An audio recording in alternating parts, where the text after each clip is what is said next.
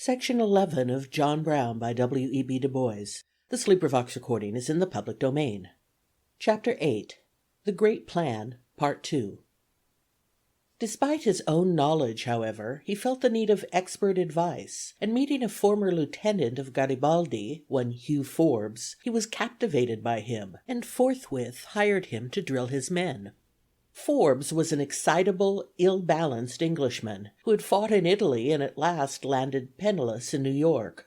He thought Brown simply an agent of wealthy and powerful interests, and that the whole North was ready to attack slavery. He proposed translating and publishing a manual of guerrilla warfare, and John Brown gave him $600 for this work. He was then to join the leader, and they would together go to the West and gather and drill a company. This large outlay left John Brown but little in his purse, for, after all, his efforts had been disappointing, and he departed from New England with a quaint, half-sarcastic farewell to the Plymouth Rocks, Bunker Hill monuments, Charter Oaks, and Uncle Tom's Cabins. He wrote, "He has left for Kansas, has been trying since he came out of the territory to secure an outfit, or, in other words, the means of arming and thoroughly equipping his regular Minutemen, who are mixed up with the people of Kansas. And he leaves the States with the deepest sadness that after exhausting his own small means, and with his family and with his brave men suffering hunger, cold, nakedness, and some of them sickness, wounds, imprisonment in irons with extreme cruel treatment, and others death, that lying on the ground for months in the most sickly, unwholesome, and uncomfortable places, some of the time with the sick and wounded, destitute of shelter, hunted like wolves, and sustained in part by Indians, that after all this, in order to sustain a cause which every citizen of this glorious republic is under equal moral obligation to do, and for the neglect of which he will be held accountable by God, a cause in which every man, woman, and child of the entire human family has a deep and awful interest, that when no wages are asked or expected, he cannot secure, amid all wealth, luxury, and extravagance of this heaven-exalted people, even the necessary supplies of the common soldier. How are the mighty fallen! I am destitute of horses, baggage wagons, tents, harness, saddles, bridles, holsters, spurs, and belts. Camp equipage, such as cooking and eating utensils, blankets, knapsacks, entrenching tools, axes, shovels, spades, mattocks, crowbars. Have not a supply of ammunition, have not money sufficient to pay freight and traveling expenses, and left my family poorly supplied with common necessaries." Forbes also disappointed him by his delay, lingering in New York and not appearing in Iowa until August. Brown, who had been sick again, was nevertheless pushing matters among his Kansas friends. He wrote in June, "There are some half-dozen men I want a visit from at Tabor, Iowa, to come off in the most quiet way. I have some very important matters to confer with some of you about. Let there be no words about it." Arriving at Tabor early in August, Brown's first business was to secure the arms voted him. Because of a previous failure to equip emigrants at points further east, the Massachusetts-Kansas State Committee had sent 200 Sharp's rifles to Tabor, Iowa. Here they were stored in a minister's barn until John Brown called for and removed them. Hugh Forbes finally arrived August 9th, bringing with him copies of his Manual for the Patriotic Volunteer. Brown wrote home that he and his son Owen were beginning to take lessons, and have, we think, a capable teacher. Differences, however, soon arose. Forbes wanted $100 per month in addition to the $600 previously paid, while Brown apparently considered that he had already advanced a half-year's wage. Then, too, matters were on a meaner scale than Forbes had dreamed. There was no money, few followers, and little glory in sight. He felt himself duped. He despised Brown's ability and proposed taking full command himself, projecting slave raids into Missouri and other states. Brown was obdurate, and early in November the foreign tacticians suddenly left for the East. This disturbed Brown's plans. He had intended to establish 2 or 3 military schools, one in Iowa, one in northern Ohio, and one in Canada. Forbes's desertion made him determined to give up the Iowa school and hasten to Ohio. He therefore passed quickly to Kansas, arriving in the vicinity of Lawrence November 5, 1857. Cook says, I met him at the house of E.B. Whitman, about 4 miles from Lawrence, Kansas territory, which I think was about the 1st of November following. I was told that he intended to organize a company for the purpose of putting a stop to the aggressions of the pro-slavery men. I agreed to join him, and was asked if I knew of any other young men who were perfectly reliable, whom I thought would join also. I recommended Richard Reef, L.F. Parsons, and R.J. Hinton. I received a note on the next Sunday morning, while at breakfast in the Whitney House, from Captain Brown, requesting me to come up that day, and to bring Reef, Parsons, and Hinton with me. Reef and Hinton were not in town, and therefore I could not extend to them the invitation. Parsons and myself went, and had a long talk with Captain Brown. A few days afterward I received another note from Captain Brown, which read, as near as I can recollect, as follows: Captain Cook, Dear Sir, you will please get everything ready to join me at Topeka by Monday night next. Come to Mrs. Sheridan's, 2 miles south of Topeka, and bring your arms, ammunition, clothing, and other articles you may require. Bring Parsons with you if he can get ready in time. Please keep very quiet about this matter. Yours, etc. I made all my arrangements for starting at the time appointed. Parsons, Reef, and Hinton could not get ready. I left them at Lawrence, and started in a carriage for Topeka. Stopped at a hotel overnight, and left early next morning for Mrs. Sheridan's, to meet Captain Brown. Stayed a day and a half at Mrs. S.'s, then left for Topeka, at which place we were joined by Whipple, Moffett, and Coggy. Left Topeka for Nebraska City, and camped at night on the prairie northeast of Topeka. Here, for the first, I learned that we were to leave Kansas to attend a military school during the winter. It was the intention of the party to go to Ashtabula County, Ohio. In this way, Brown enlisted John E. Cook, whom he had met about the time of the turn of the Battle of Black Jack, Luke F. Parsons, who was a member of his old Kansas company, and Richard Reef, a newspaper man. At Topeka, Aaron D. Stevens, a veteran Free State fighter, joined, with Charles W. Moffett, an Iowa man, and John Henry Coggy, who became his right hand. With these 6 he returned to Tabor, where he found William H. Seaman and Charles Plummer Tidd, 2 of his former followers, Richard Richardson, an intelligent Negro fugitive, and his son Owen.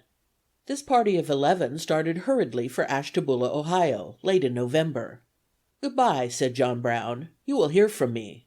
We've had enough talk about bleeding Kansas. I will make a bloody spot at another point to be talked about.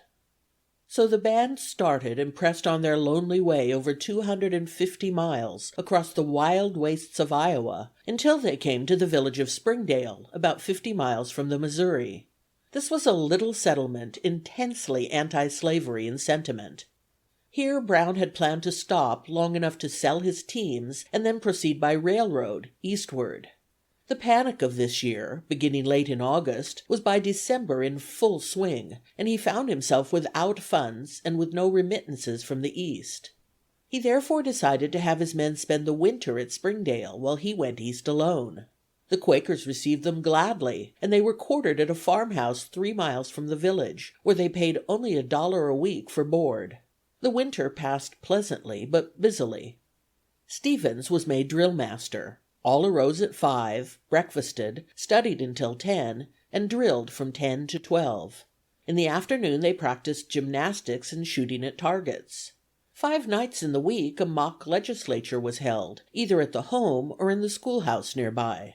Sometimes Reef and others listened to the townspeople, and there was much visiting.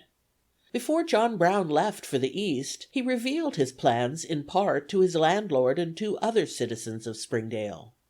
Sometime toward spring, John Brown came to my house one Sunday afternoon, said this man. He informed me that he wished to have some private talk with me. We went into the parlor. He then told me his plans for the future.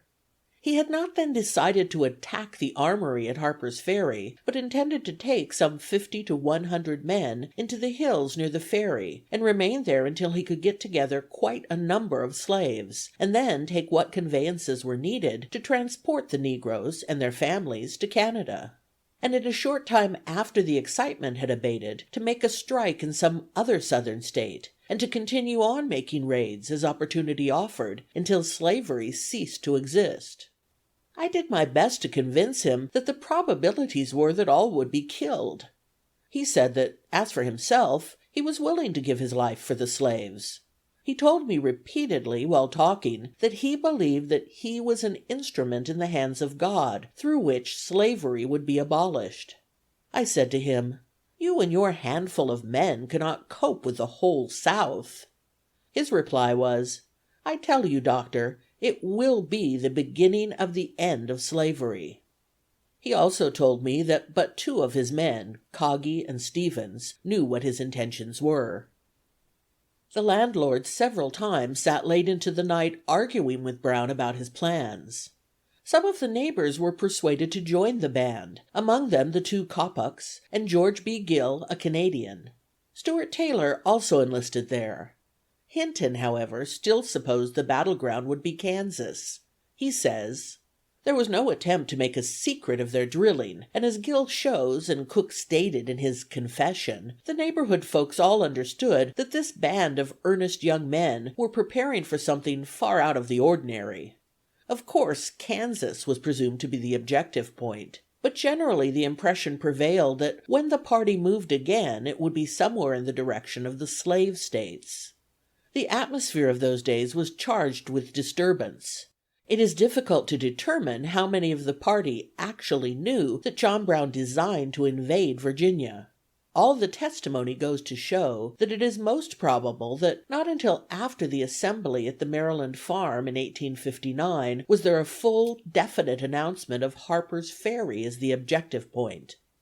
That he fully explained his purpose to make reprisals on slavery wherever the opportunity offered is without question. But except to Owen, who was vowed to work in his early youth, and Kagi, who informed me at Osawatomie in July 1858 that Brown gave him his fullest confidence upon their second interview at Topeka in 1857, there is every reason to believe that among the men the details of the intended movement were matters of after confidence.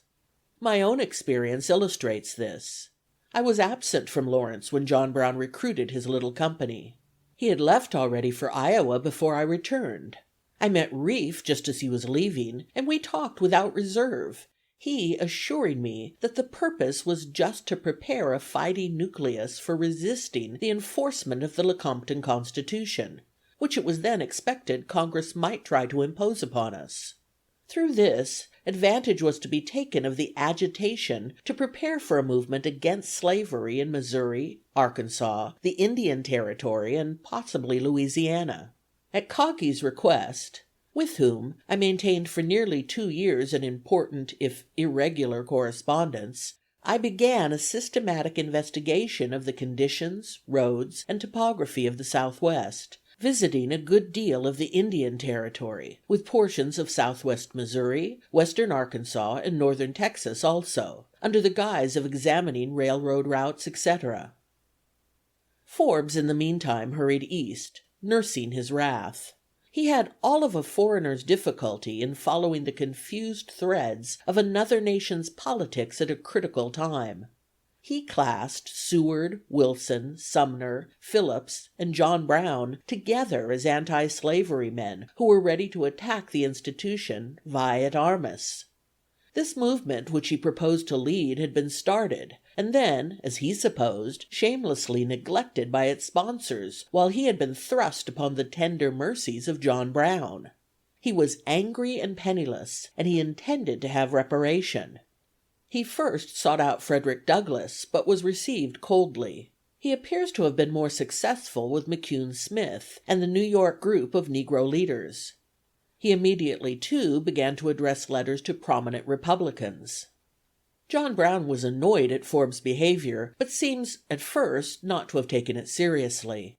He left his men at Springdale and started east in January, arriving at Douglas's Rochester home in February. Douglas says, "He desired to stop with me several weeks, but added, 'I will not stay unless you allow me to pay board.' Knowing that he was no trifler, but meant all he said, and desirous of retaining him under my roof, I charged him $3 a week. While here, he spent most of his time in correspondence. He wrote often to George L. Stearns of Boston, Gerrit Smith of Peterborough, and many others, and received many letters in return. When he was not writing letters, he was writing and revising a constitution, which he meant to put in operation by means of the men who should go with him in the mountains. He said that to avoid anarchy and confusion, there should be a regularly constituted government, which each man who came with him should be sworn to honor and support. His whole time and thought were given to this subject. It was the first thing in the morning and the last thing at night, till, I confess, it began to be something of a bore to me. Once in a while he would say he could, with a few resolute men, capture Harper's Ferry and supply himself with arms belonging to the government at that place, but he never announced his intention to do so. It was, however, very evidently passing in his mind as a thing that he might do. I paid but little attention to such remarks, although I never doubted that he thought just what he said. Soon after his coming, he asked me to get for him 2 smoothly planed boards, upon which he could illustrate, with a pair of dividers, by a drawing, the plan of fortification which he meant to adopt in the mountains. These forts were to be so arranged as to connect one with the other by secret passages, so that if one was carried, another could easily be fallen back upon, and be the means of dealing death to the enemy at the very moment when he might think himself victorious. I was less interested in these drawings than my children were, but they showed that the old man had an eye to the means as well as to the end, and was giving his best thought to the work he was about to take in hand. From Rochester went letters sounding his friends, as he was uncertain of the real devotion of the many types of abolitionists. He wrote Theodore Parker, "I am again out of Kansas, and at this time concealing my whereabouts, but for very different reasons, however, from those I had for doing so at Boston last spring. I have nearly perfected arrangements for carrying out an important measure in which the world has a deep interest, as well as Kansas, and only lack from $500 to $800 to do so, the same object for which I asked for the Secret Service money last fall. It is my only errand here, and I have written to some of my mutual friends in regard to it, but they none of them understand my views so well as you do, and I cannot explain without their first committing themselves more than I know of their doing. I have heard that Parker Pillsbury, and some others in your quarters, hold out ideas similar to those on which I act, but I have no personal acquaintance with them, and know nothing of their influence or means. Cannot you, either by direct or indirect action, do something to further me? Do you know of some parties whom you could induce to give their abolition theories a thoroughly practical shape? I hope that this will prove to be the last time I shall be driven to harass a friend in such a way. Do you think any of my Garrisonian friends, either at Boston, Worcester, or any other place, can be induced to supply a little straw if I will absolutely make brick? I have written George L. Stearns of Medford and Mr. F.B. Sanborn of Concord, but I am not informed as to how deeply dyed abolitionists those friends are, and must beg you to consider this communication strictly confidential, unless you know of parties who will feel and act and hold their peace. I want to bring the thing about during the next 60 days. To Higginson he wrote, "Railroad business on a somewhat extended scale is the identical object for which I am trying to get means. I have been connected with that business, as commonly conducted, from my childhood, and never let an opportunity slip. I have been operating to some purpose the past season, but I know I have a measure on foot that I feel sure would awaken in you something more than a common interest, if you could understand it. I have just written to my friends G. L. Stearns and F. B. Sanborn, asking them to meet me for consultation at Peterborough, New York. I am very anxious to have you come along, as I feel certain that you will never regret having been one of the council." The Boston folk hesitated, and suggested that Brown come there. He demurred, on account of his being too well known. Finally, Sanborn alone went to meet Brown, and thus relates his experience. After dinner, and a few minutes spent with our guests in the parlor, I went with Mr. Smith, John Brown, and my classmate Morton, to the room of Mr. Morton in the third story. Here, in the long winter evening which followed, the whole outline of Brown's campaign in Virginia was laid before our little council, to the astonishment and almost the dismay of those present.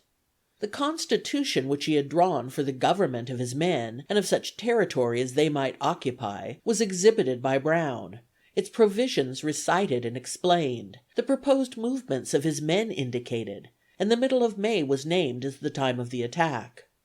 To begin his hazardous adventure he asked for but $800, and would think himself rich with 1,000.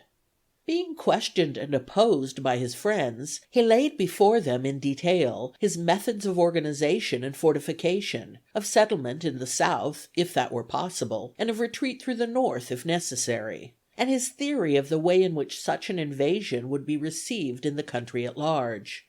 He desired from his friends a patient hearing of his statements, a candid opinion concerning his plan, and, if that were favorable, then such aid in money and support as we could give him. We listened until after midnight, proposing objections and raising difficulties, but nothing could shake the purpose of the old Puritan. Every difficulty had been foreseen and provided against in some manner.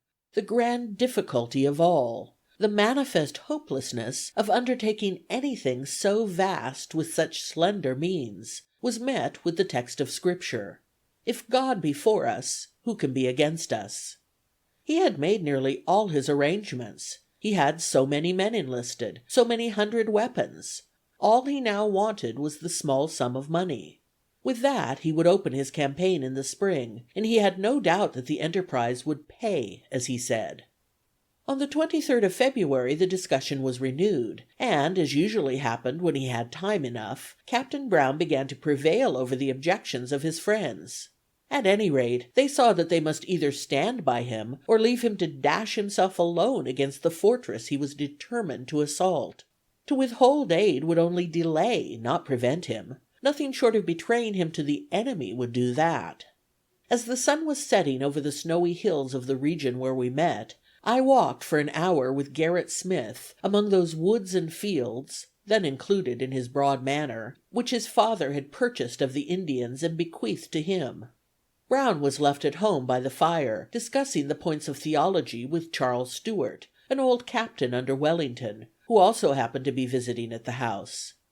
Mr. Smith restated in his eloquent way the daring propositions of Brown, whose import he understood fully, and then said in substance, "You see how it is. Our dear old friend has made up his mind to this course, and cannot be turned from it.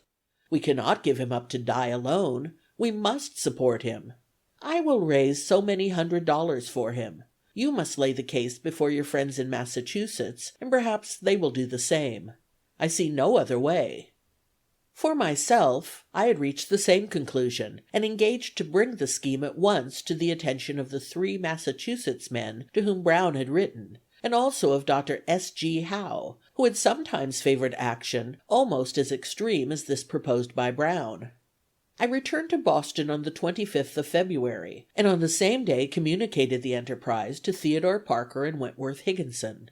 At the suggestion of Parker, Brown, who had gone to Brooklyn, New York, was invited to visit Boston secretly, and did so on the 4th of March, taking a room at the American House in Hanover Street, and remaining for the most part in his room during the 4 days of his stay. Mr. Parker was deeply interested in the project, but not very sanguine of its success. He wished to see it tried, believing it must do good even if it failed. Brown remained at the American House until Monday, March 8th, when he departed for Philadelphia. On the 6th of March he wrote to his son John from Boston, "My call here has met with a hearty response, so that I feel assured of at least tolerable success. I ought to be thankful for this. All has been effected by quiet meeting of a few choice friends, it being scarcely known that I have been in the city." Leaving the money raising to Sanborn and Smith, Brown turned to his negro friends, saying to his eldest son, meantime, I have been thinking that I would like to have you make a trip to Bedford, Chambersburg, Gettysburg, and Uniontown in Pennsylvania, traveling slowly along, and inquiring of every man on the way, or every family of the right stripe, and getting acquainted with them as much as you could. When you look at the location of those places, you will readily perceive the advantage of getting some acquaintance in those parts. And then he wrote 2 touching letters, one to his eldest daughter, and one to his staunch friend Sanborn. To Ruth Brown he wrote, "The anxiety I feel to see my wife and children once more, I am unable to describe. I want exceedingly to see my big baby Ruth's baby, and to see how that little company of sheep look about this time. The cries of my poor, sorrow-stricken, despairing children, whose tears on their cheeks are ever in my eyes, and whose sighs are ever in my ears, may, however, prevent my enjoying the happiness I so much desire. But courage, courage, courage! The great work of my life, the unseen hand that guided me, and who had indeed holden my right hand, may hold it still, though I have not known him at all as I ought, I may yet see accomplished, God helping, and be permitted to return and rest at evening. Oh, my daughter Ruth, could any plan be devised whereby you could let Henry go to school, as you expressed it in your letter to him while in Kansas? I would rather now have him for another term than to have 100 average scholars. I have a particular and very important, but not dangerous, place for him to fill in the school, and I know of no man living so well adapted to fill it. I am quite confident some way can be devised so that you and your children could be with him, and be quite happy even, and safe. But God forbid me to flatter you in trouble." To his friend Sanborn he said, "I believe when you come to look at the ample field I labor in, and the rich harvest which not only this entire country, but the whole world during the present and future generations may reap from its successful cultivation, you will feel that you are in it, an entire unit. What an inconceivable amount of good you might so effect by your counsel, your example, your encouragement, your natural and acquired ability for active service. And then, how very little we can possibly lose. Certainly the cause is enough to live for, if not 2, 4. I have had only this one opportunity in a life of nearly 60 years, and could I be continued 10 times as long again, I might not again have another equal opportunity. God has honored, but comparatively, a very small part of mankind with any possible chance for such mighty and soul-satisfying rewards. But, my dear friend, if you should make up your mind to do so, I trust it will be wholly from the promptings of your own spirit, after having thoroughly counted the cost. I would flatter no man into such a measure, if I could do it ever so easily. I expect nothing but to endure hardness, but I expect to effect a mighty conquest, even though it be like the last victory of Samson. I felt for a number of years, in earlier life, a steady, strong desire to die. But since I saw any prospect of becoming a reaper in the great harvest, I have not only felt quite willing to live, but have enjoyed life much, and am now rather anxious to live for a few years more. End of section 11.